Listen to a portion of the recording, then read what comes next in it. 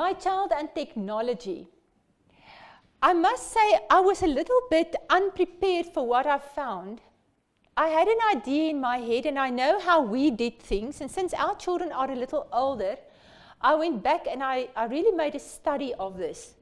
And I said to Arno last night, he asked me, what's your punchline and what's all this about? And I said to him, I'm really actually very upset about what I found. Obviously, there's a lot of controversy about it. Obviously, people are much divided on this subject.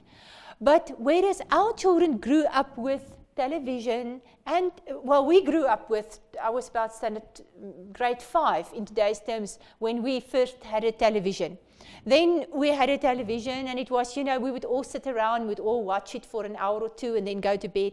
And then our children, when in the first 10 years, we didn't have a television, but then we got one, and we got a computer eventually, and the kids, there was always that kind of thing. But because our whole home was differently wired, I think we missed a lot of the problem areas.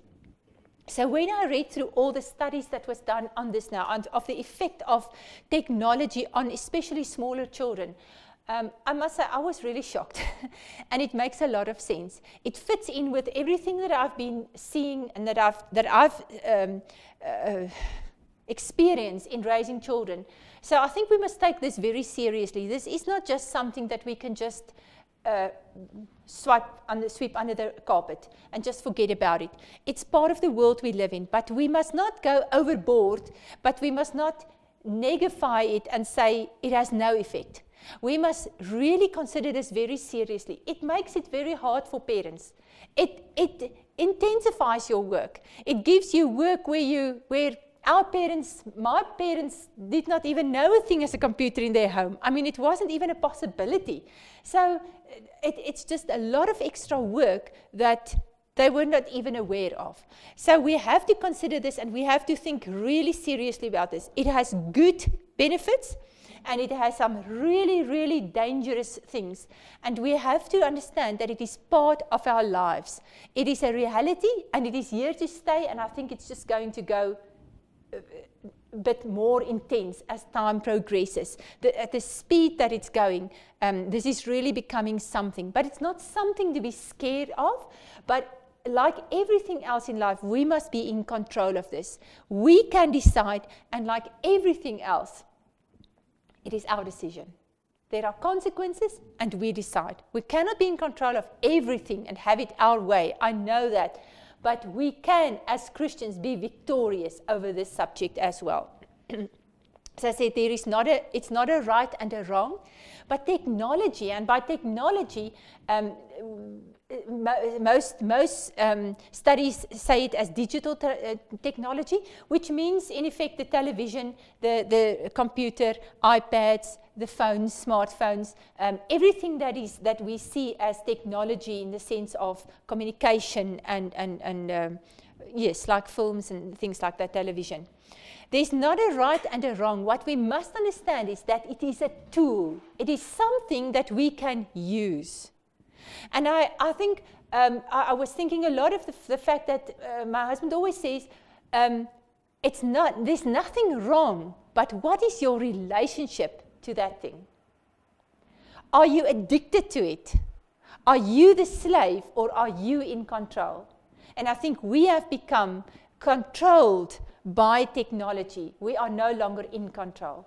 Most of us, and as I read over these studies, I realized that especially the smaller children have so much more of a problem, and adults as well, as can we still put it off and put it there in a cupboard and leave it there for a week?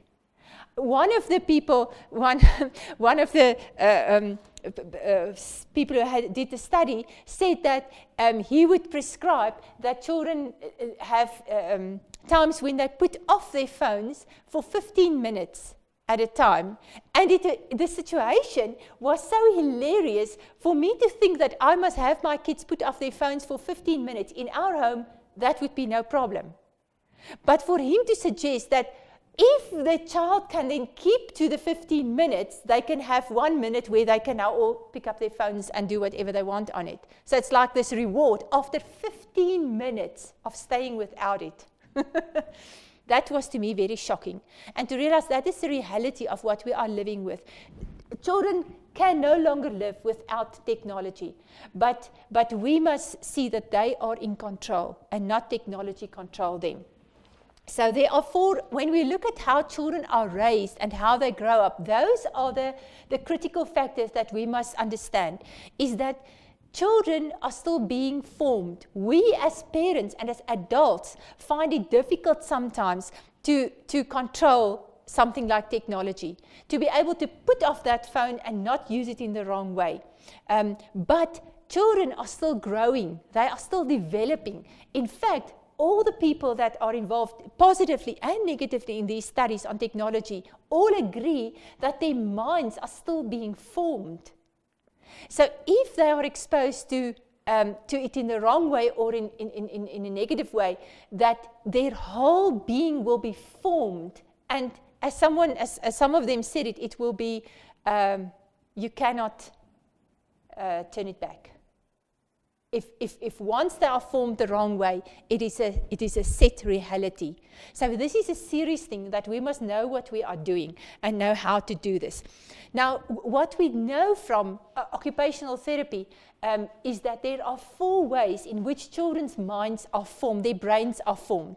We know that, and I would like to read the specific study, it's part of a study from Chris Rowan. She wrote The Impact of Technology on the Developing Child. And I just find that I think it is so good. I really just want to read it word for you. That is the best way that it can be said. She said the 4 critical factors necessary to achieve healthy child development are movement, touch, human connection, and exposure to nature, in the sense of being in nature. These types of sensory inputs ensure normal development of posture, bilateral coordination, optimal arousal states, and self-regulation necessary for achieving foundation skills for eventual school entry. Now, I remember when my kids were young, I read a study of this lady who was in charge of all the preschool and up to grade, up to grade 2, preschool up to grade 2 in the schools. And she said the following. She said that for children's brains to develop after birth, it only takes movement, that rough and tumble playing, really rolling over almost, that kind of movement, and touch. She mentioned those 2 things. And she said that the kids who had all in our days, when our children were very small, there was all these educational toys was the buzzword of the day. It wasn't all the computer things, because it wasn't there. It was educational toys. You had to have all the right educational toys to do the trick so that they will be ready for school and that they will have this huge advantage when they go to school. And she said the following. She said, it only gives them a 6-month advantage over the children who were playing in the mud and climbing in the trees and swinging on the swings and, playing in the sandbox. It only gives them 6 months advantage because of this reality of how our brains are formed and developed. So this is really important. Now years later, this lady is saying exactly the same thing. She says, young children require 2 to 3 hours per day of active rough and tumble play to receive adequate sensory stimulation to their vestibular, proprioceptive, and tactile systems. Tactile stimulation received through touching, hugging, and play is crucial in the development of praxis or planned movement patterns.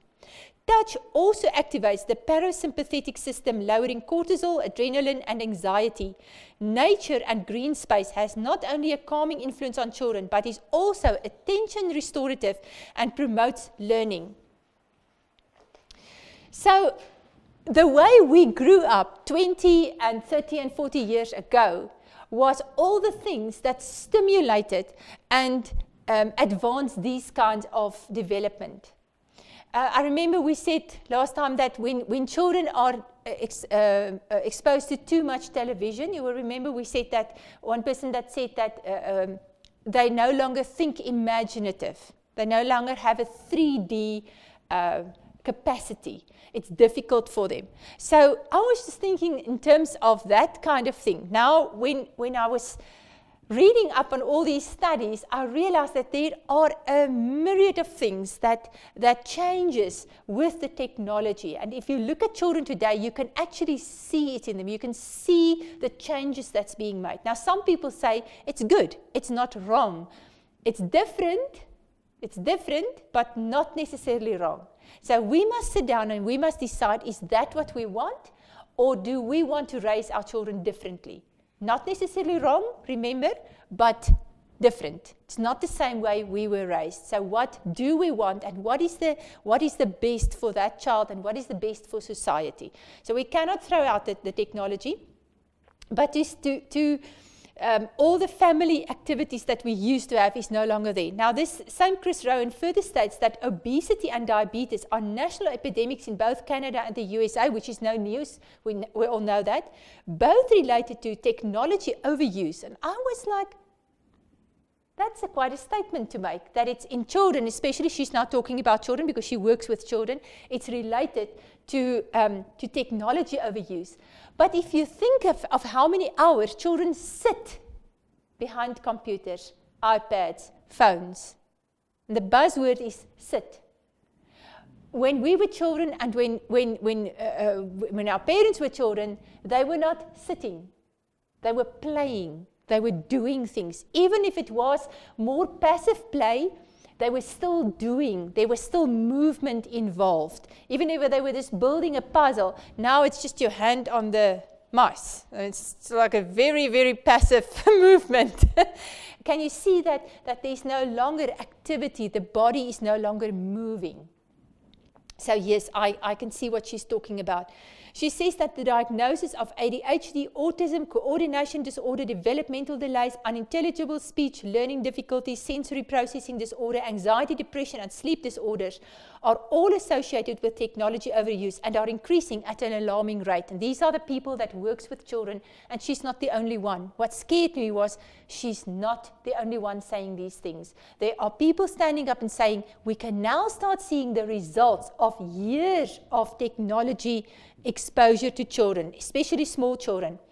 They say that studies show that children were exposed to just television, and I'm not even talking about all the other technology, between ages 1 and 3. Note the age. Age 1 and 3 were more likely, didn't say they would, but they were more likely to develop ADHD by age 7. We talked about it somewhere, I remember.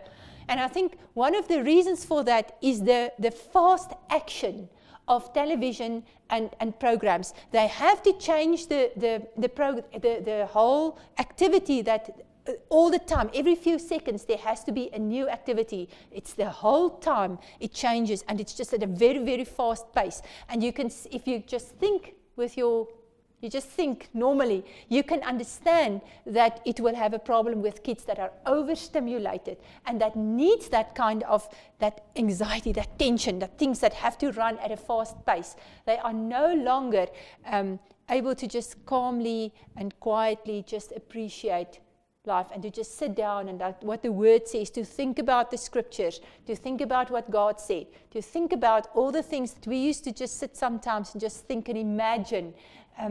Kids now need that fast pace. Everything needs to be running, and it's because of a lot of it because of technology. One of the things that really was interesting to me was that they said, which is also negative, but they said that it brings disconnectedness in families. Now, I wasn't thinking so much about small children because we have all these things running around on Facebook showing grown-ups in the same room or in the same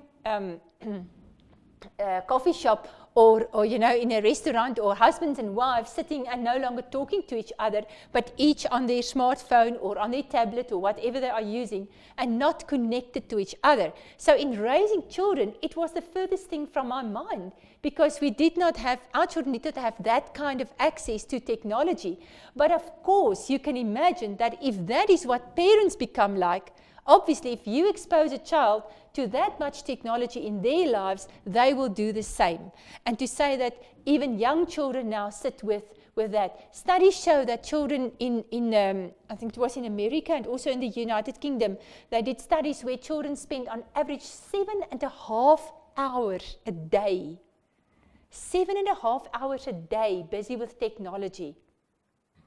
Now, it sounds a lot, but start thinking practically how easily you can get to that. Because if part of your schoolwork is on the computer, if you have to scientifically research some things for projects and for whatever reason, there are such a lot of stuff that you have to find this out. Previously, we would go to the library and we would read it up in books. We would sit in the afternoons in the library. Now, which is a good thing, it's actually a good thing, you can just stay at your home. There's no more running around and finding books, and everyone can't have the same book, so it's a problem.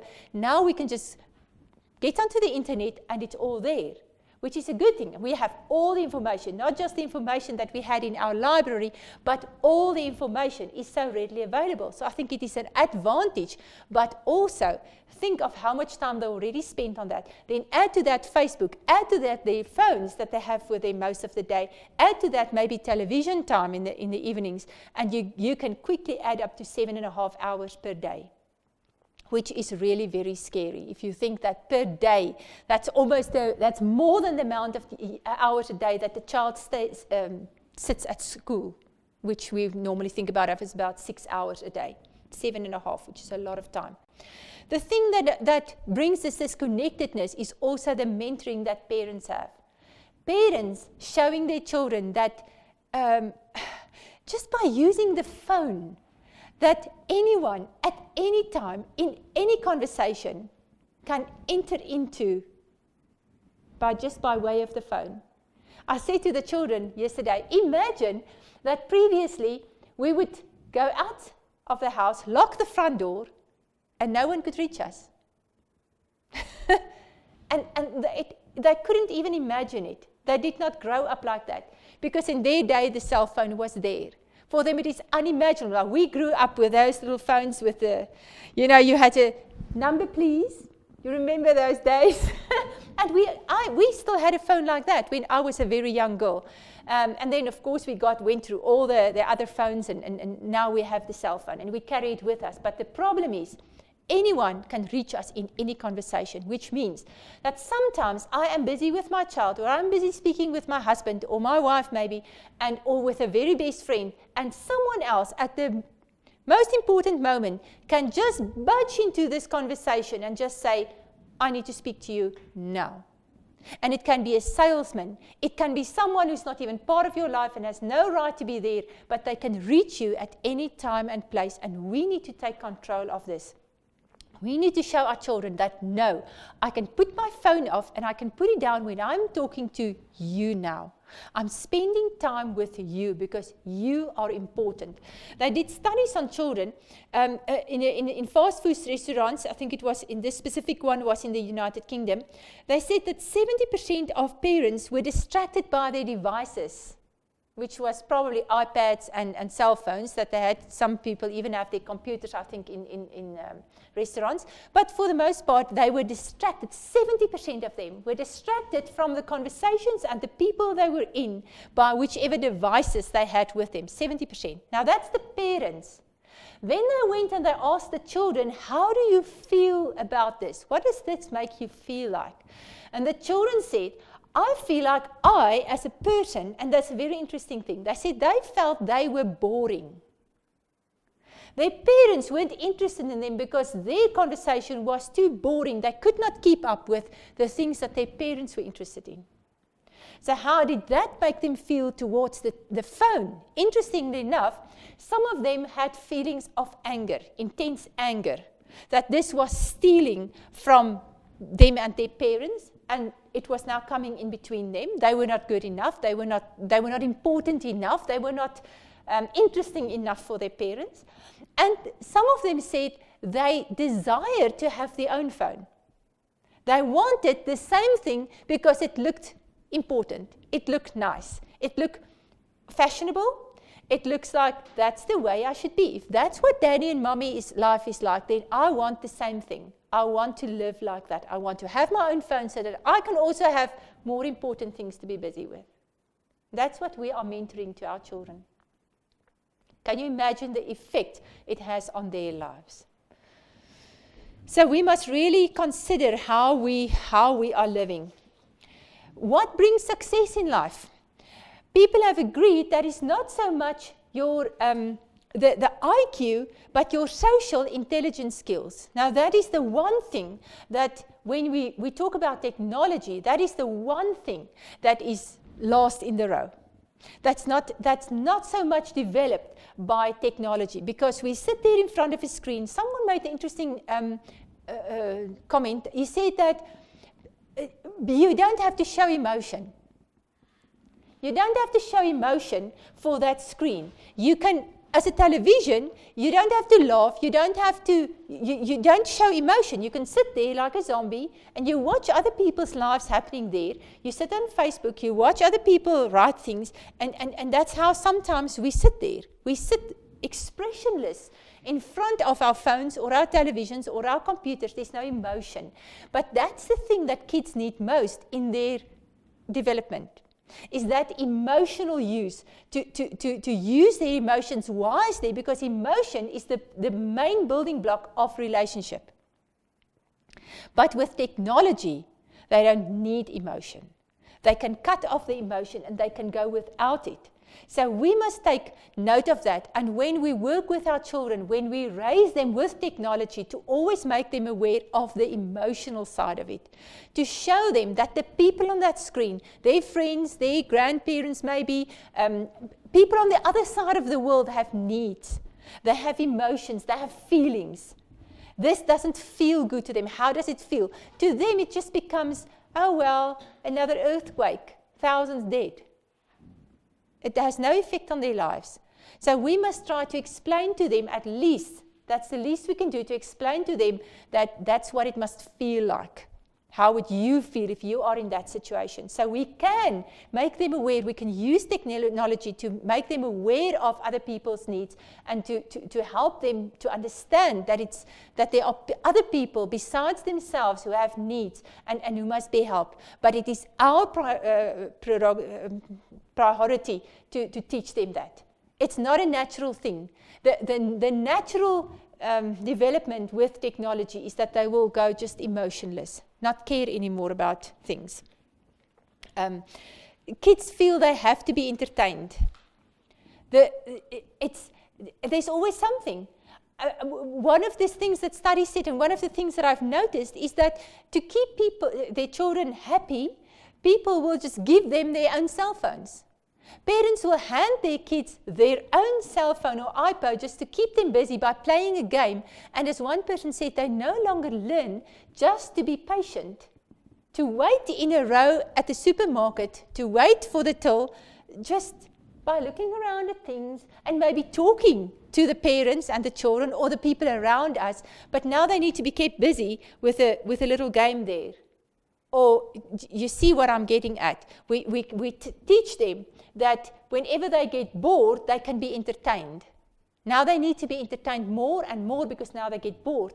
And one lady said she raised 3 sons, and she said she wrote a letter to them, and she said, you may be angry at me for keeping you away from technology in such a way or so much, but you will thank me later for not handing you the cell phone to play games on, or the iPad, when your brother is at his sport and he's struggling there to make a success, but you miss it because you're playing on your game. When he does have a successful goal or something, you actually saw it. I want you to sit there and to clap for him, to see it, to be happy with him and for him, because that's what we were doing previously. We were involved wherever we are. Now kids are not involved. They are sitting wherever they are sitting, and they're sitting on their little screens. I don't know why they're going. I don't know why they're going anywhere, because they're anyway just sitting on their little screens. Do you see what we are creating? It's a tool. We must be in control of it. Someone said, don't take so many photos of your children. Live life. Don't just take photos of what's happening all the time. Be there. Be actually there. Who's going to look at all those thousands of photos anyway? Take a few. It's good. We all want to have a few photos, but how many can you look at anyway? Really? So how do we monitor this? And this is really a serious, as I said, this is a serious thing. How are we going to monitor this? One of the things that came through on everything that I've read up on, and if I put in all my opinion, of my humble opinion with that, I want to say I think children under 3 at least should be kept as technology free as possible. Do you know that I want to bring in this statistic now, but it's only, they say in, they had this thing of little kids having, we'll get to that. Yes, no. Something of it, yes, 17% of children under 3 actually own their own smartphone or tablet. In the United Kingdom, 17% of children under 3 actually own their own smartphone or tablet. I know for us that sounds, ridiculous, because we're not living there. We don't have that. But to realize that it is a reality.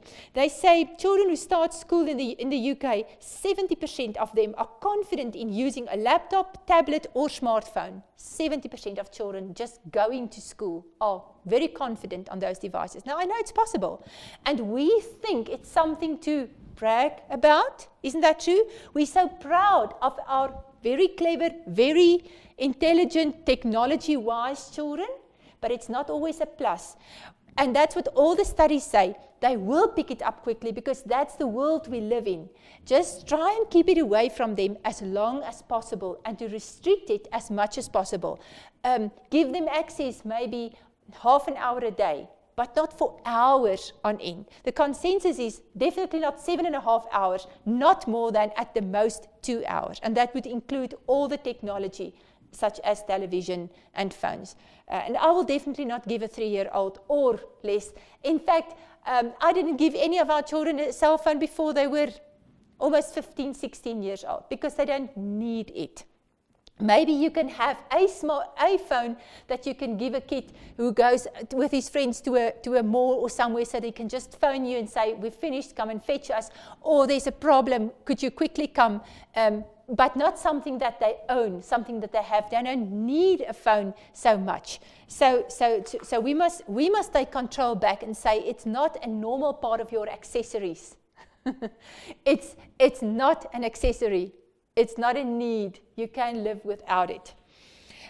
Something that was they were all very adamant about, even the people who were pro-technology to a great extent, and saying how very positive it is, said, for goodness sake, get the television and the computer out of your child's bedroom. Now for us, it's not even things we think about, but they said, get it out. And the reason for that is they will have, you have much more control over it, over what they watch and they don't watch. You have much more self-discipline from your child, because everybody can see what he's watching. Everybody can see what he's doing on the computer. So there's much more of a restriction just by putting it in public spaces. It's not so easy for them to just make misuse at a very young age. But if once it gets into their private space, it's far more difficult for a parent to control how much and what they are actually watching. So that's something that we can think about. We must engage together. I remember, even though we had a television as young children, we would always watch together. It was a family thing that we did. We would sit there and laugh together at whatever is happening and comment about it. Some of our children now would say, be quiet, we're watching the movie. And I'm like, no, but I want to tell you what I'm feeling about it. And I also want to make a comment. It's not now we must all be quiet because the movie is playing. No. We can make fun and we can laugh about it and we can comment and have emotion about it. Remember, we talk about the emotion. I'm not saying, make a noise and not let everyone miss all the important moments, but I'm saying we must stay real. We must stay in control. We said it's a tool, it's not a toy. There are times when we must just put it down. There are things, I think, to not have them just play games on it, but maybe concentrate on real board games. Have a greater emphasis on playing games together. If they do play, and there's the point like that, if they do play on the computer maybe, or on their cell phones, make it a group activity. Have them have races, have them have see how as a group, which one could, do this and help each other, have them play together as teams. And we did that with our kids because, we had one computer and 6 children who all wanted to play, so we had to see things, pick games that they could all participate in, and that really helped a lot. It wasn't just one child locked in this little thing on eyes on this screen, but it was a group of children enjoying whatever was happening there, and the interaction between them was far more than what they got from the screen. It was just a tool. They were using it for the interaction between them. Then we said don't give it to them too soon. Try and keep it age-related. Whatever they're watching, keep it age-related. Be sure to do that. And to try and keep it. Society is going to force you to go all the way. But see how far. It's a battle. It's like swimming upstream. I'm telling you. I realize that more and more. But see how far you can keep it away from them and restrict it until you really say, all right, now I have to give this instrument to them or this specific tool. And then you still have to monitor it. And as I said in the beginning, it is more work for the parent and it's another battlefield. But you will have to take responsibility and just do that. That's the only way of almost saving your child in dragging this process out as far long as you possibly can, which might be more beneficial. Have tech-free zones. There's this one writer, she said, the key to managing kids' technology use is to establish clear tech-free zones. In other words, when we are sitting at the dining table, no phones. Put them off. We don't want to see them. I don't care who's texting you. I don't care what's happening on Facebook. We are now sitting here and eating, and we are talking to each other. So if you are going out for a special treat at a restaurant or a coffee shop, we are not going to waste that opportunity by checking up on our phones all the time. Unless we are waiting for an important thing, and then everyone knows we're just waiting for that phone call. If it's not that one, we don't answer it. And there's a reason why we're waiting. We know about that thing, so which is reasonable. But don't waste activities with your children and special fun outings, and then you're just sitting on the phone. And as they said, 70% of the parents were guilty. We are mentoring to our children what is important and what's not important. So the lives they are now living is also part because we thought, a phone, it's so cool, it's so wonderful, this new inventions, and we started overusing it and looking more important than the guy next door who don't yet have a smartphone or a tablet or a whatever, and we are so eager to show everyone we have this thing and it's actually working, and we have people sending us messages, and how many I get a day, and it's just swallowing up our lives. And we are no longer living in the here and now. It's just this thing, and most of the messages that we get isn't that important anyway. Have conversations. Use it to call your friends. Use it to connect with people, but don't let it abuse you. Don't let it tear your relationships apart because now you have this thing that you have to upkeep.